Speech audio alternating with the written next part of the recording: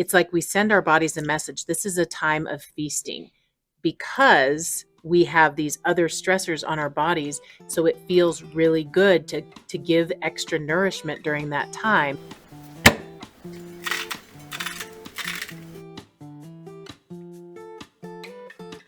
So we want to talk about what we do in crisis when we're in a carnivore crisis. No, Well, yep. It's not really a carnivore crisis. I know. Oh, okay. That's why I was going to correct myself.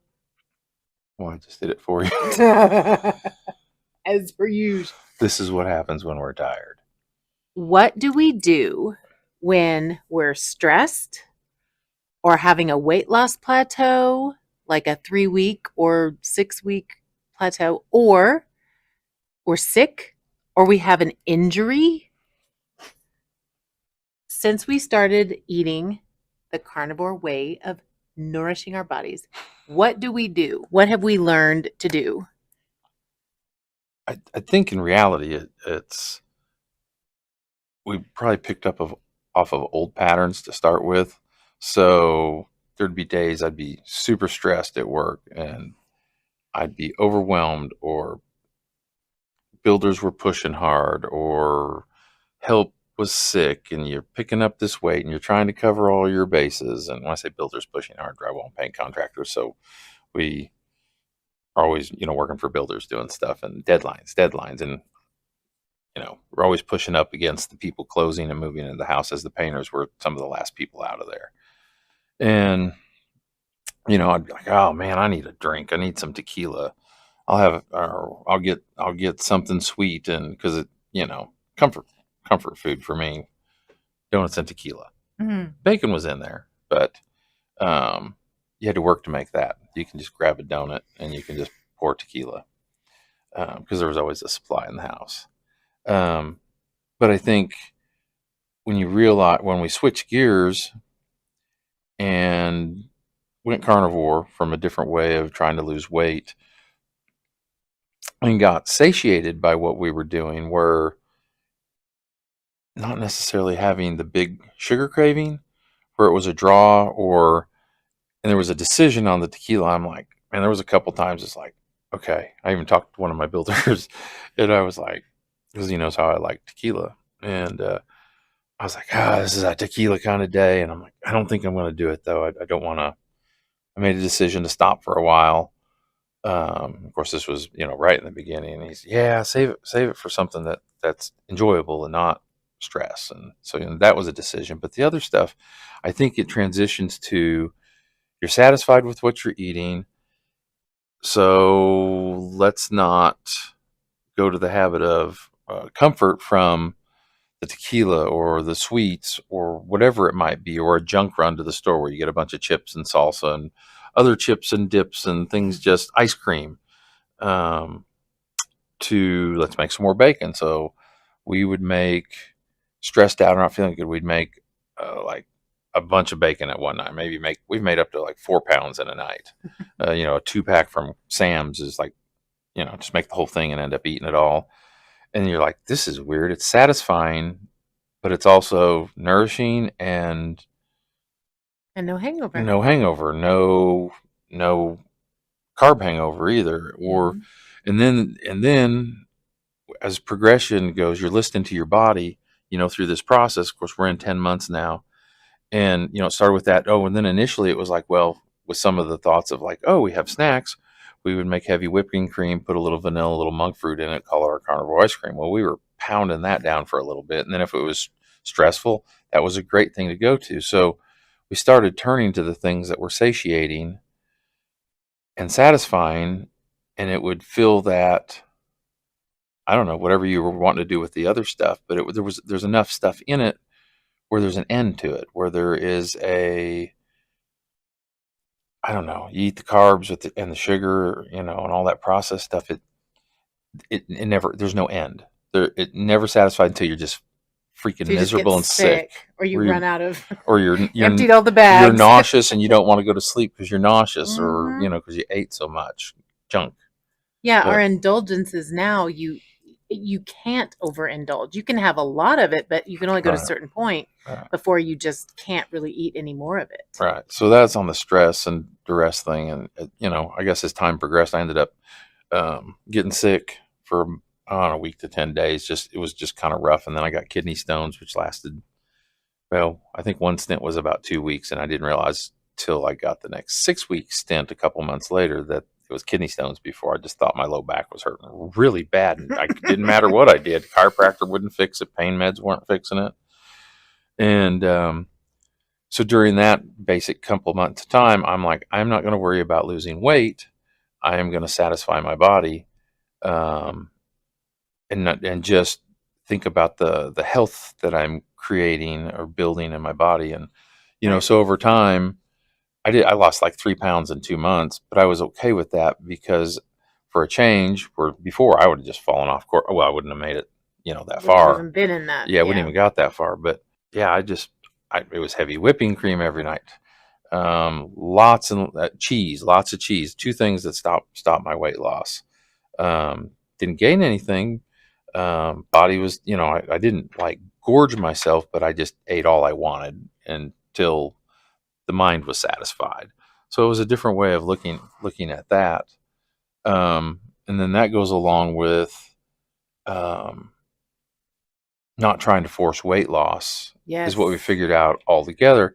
Got to trust the process. Um, just because the scale doesn't move doesn't mean it's not changing or your body's not changing in shape or your metabolic health, which is most important on all of it, is not improving, that you can't see what is happening. And I had a buddy of mine who's doing it, and he was almost 2 months in, rock solid, had a birthday party, and he talked to me about it, and he's like, I'm probably not going to make it through this one without having a glitch. And so he wanted some Crown or maybe some of the dessert stuff. He just wasn't sure, and I was like, pick the Crown, the alcohol, a process cleaner, if you as long as you don't do a mixed drink, as opposed to the carbs. Um, and he ended up doing both, and he had a hellacious week. Well, it was on a Saturday, I guess, till about Wednesday, Thursday. He just was under the bus, and he was like, "Oh, it was not worth it. It was not worth it. I'm not doing this again." And then he got right back on track, and he trusted the process, and he'd put on 5 pounds, and he'd crossed a threshold that he was wanting to, and he was bummed because he went back up over the threshold. And then I talked to him about it. I said, just trust the process. I said, it's kind of like when I just eat whatever I want when I'm not feeling good. And then when I stop doing that, because I've got whatever it is, I feel better or I'm emotionally feeling better. And he did. And he just went right back to it, and he broke right through what he gained and another 5 pounds. And he was, he hit a threshold that, oh, well, then even he told me the other day, even just a couple days later, he lost a couple more pounds. It's just fallen off now because he trusts the process. And I think emotionally, and if we're not feeling good and emotionally struggling, um, or you know, thinking about, well, the scale's not moving, if we'll just trust the process and trust that what we are eating, if we need to eat more of it for comfort, it's going to take us where we need to go. People, all of us who have been heavy and want to lose weight, get fixated on that scale, or the fact, even if it's not the scale, like you'd try to jump off the scale, so to speak, and back up, but you were still there because you want to lose Mm-hmm. weight, want to My lose weight, brain want was to lose there. weight, want to Yeah. lose weight, even if you Mm-hmm. didn't admit it fully to yourself. Yeah. We want to be lighter because lighter equals better for how we feel, although that still isn't the ultimate truth, because if your metabolism is working right, then you'll feel better. Even if you're still heavy, you'll feel way better, which Right. has been proven true right here. Yes. Um, so you got some words? I think I'll take a breath now. to summarize, we've talked about how, like in Steak and Butter Gang, they teach you about priming, the concept that when you first start carnivore, you spend a period of time, they say at least 2 weeks, but sometimes more, just eating as much of the nourishing food as you can as you transition away from all the junk and the sugar and all the things you were eating before.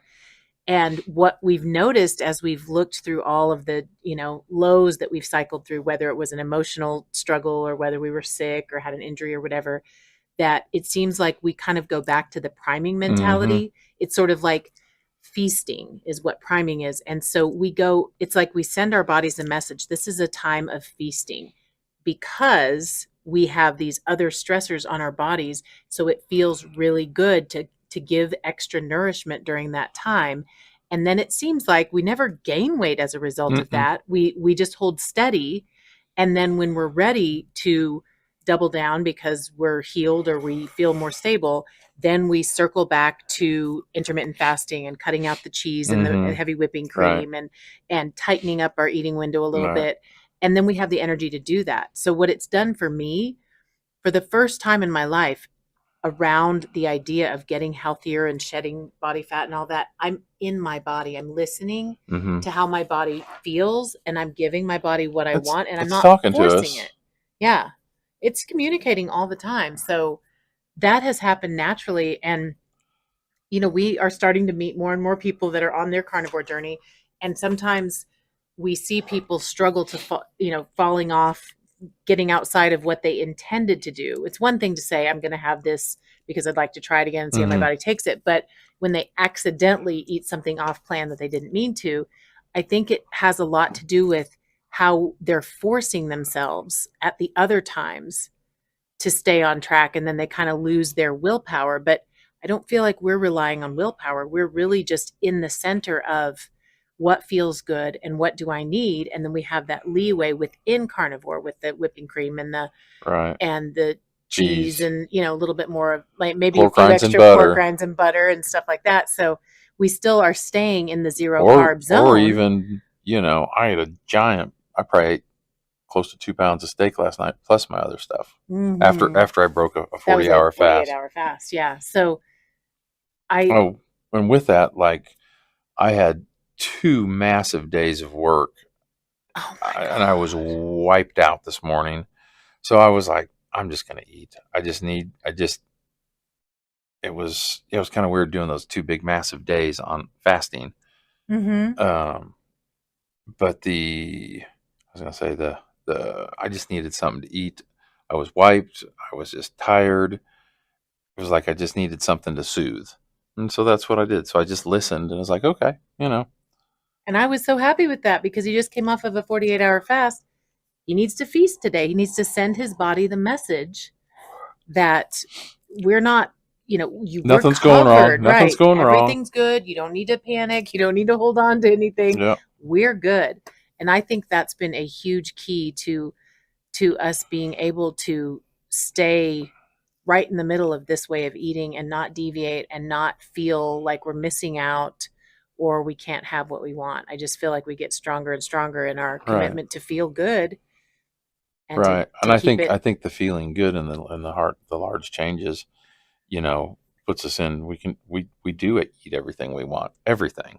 We Yeah, just don't want the other we stuff literally anymore. don't want the other stuff. We're not keeping ourselves from what we want. It's not We like, already want what we oh, want. after I do this, then I can Then I have can the. have a this. So, and that takes some time for that mindset to fully change. Yeah. Um, if that's what you so desire. Um, I mean, we'll never go back to the way we used to eat. I don't know at what point that we'll have something to deviate with. I'm sure we will somewhere. Whatever it is, I just don't It'd want be it to feel bad. So it'll the probably be a small amount of whatever. yeah, and not an accident. No, It'd it'll be have on to be worth purpose. it. And at this point, I can't imagine that, but I'm sure, life is long. We'll figure something out. But Well, it was like one night coming home, another night late from work, stopped in a convenience store to get a cup of coffee, and didn't even see Nutter Butters. And I thought, oh man, a Nutter Butter sounds good. And Nutty Butter, what are they? What are they? I don't know. the little Debbie things, Yeah, I and don't know. I was like, I don't know. I think it was just a habit of convenience store because you You used to might have been a grab little them. hungry too, Yeah, and I was like, where did that come from? And it just went away. I'm like, I don't really want it. It was just like an old pattern. grabbing the But snack. Yeah. it's just weird that those have changed too. But if you stick with this long enough, your your mind really does shift. And I think you know, we're flowing. We're flowing with what our body wants to do. Uh, yeah, I feel better than I have, you know. Well, I said since I was 40. And I said since before we met. Yeah, so He was probably since the 37 when we met, and this I've never so seen. That those big days, he said, "Do you want to tell him your step count from that first big so day?" the first big day I had 36,000 steps, almost 37,000. And then the next day I had almost 27,000 steps. 2 days in a row. Fasted. We're talking. And I ended up fasting because the days were so long and I was working out of town. I was like, if I get home at a decent time, first night I was like, it's too late. It's like You got 10 home after o'clock. 10, Yeah, yeah. and I was like, I'm not going to eat now. And I still could have. It wouldn't matter. The late eating really isn't a thing either. I used to think it was. It's not Yeah, it doesn't really. really I even mean, affect our sleep or anything, no, but it just made sense to then, just skip it, and yeah. yeah. But So then when I came home last night, I was like, I'm going to go ahead and eat. And but I didn't get home quite. I think I got home about 8:30, yeah. something like that, quarter to 9. So I think we just want to encourage you to really tune into your body. If you're new to this and you're 2 weeks in, you're 6 weeks in, it takes time. Trust the process, do your research. That's another thing that we've been doing throughout is constantly asking, finding information, asking ourselves, why Right, is this happening, and figuring it out, listening to the doctors and right. the other people who have come before us to figure out what's going on There inside of our and bodies. there's a lot to learn.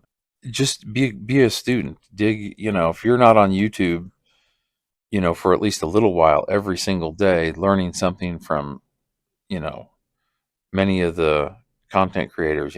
Dr. Chafee, Dr. Baker, Dr. Rob Sywis, Dr. Paul Mason.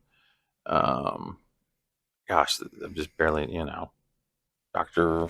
What's her Georgia Eady, Georgia Eade. It's Eade, isn't Georgia it? Yeah, Ede. yeah. And Her book is amazing, by the way. there's just Change Your Diet, Change Your Mind. yeah. Wow. So I mean, there's just so much content, and you have to figure out.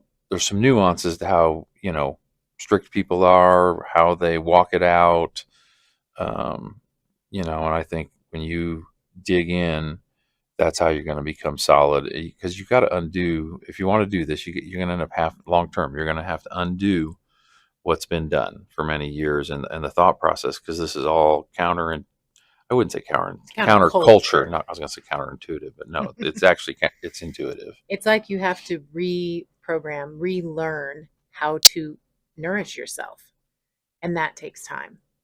And once you really start to understand it and then notice in your body, and even if you do eat something outside of carnivore, paying attention to how your body responds to Right. that. Like you will have the information in your experiment of one, and then you can also do your research to reinforce and just learn about what's happening and why. There's so much information there. And then when you are struggling, just feast. Feast on all the carnivore Feast options and and dig into content. It's out there. yeah. There's loads of And good content. as you cycle in and out of how you feel, like your body will continue to heal and the weight will come off. It just will. And I'd have to say, honestly, I'd say almost every creator I've ever listened to on YouTube or TikTok or whatever, format, uh, they're legit. They're not selling snake oil. They're legit because, well, honestly, they're not selling anything. Yeah. I mean, yeah, There's nothing to yeah, sell as far as that they goes. might be making some money off of Maybe creating a net community for people to community learn or affiliate marketing or whatever, but they're not trying to um, they don't have some agenda. supplements to try to, Right. yeah, you And have to some of do them this. do sell some supplements, but that, I mean, it's still, there's not an agenda. So it's like I just say that. So, I mean, of course, who are we? But, you know, they're an honest bunch of people and they're real straightforward. So it's pretty And their interesting. advice works. Like Hmm. we follow So it and it works. So that's our take trust the on, process, yep, flow with your intuition in your body and feed yourself a ton of good meat and and fat. animal fat.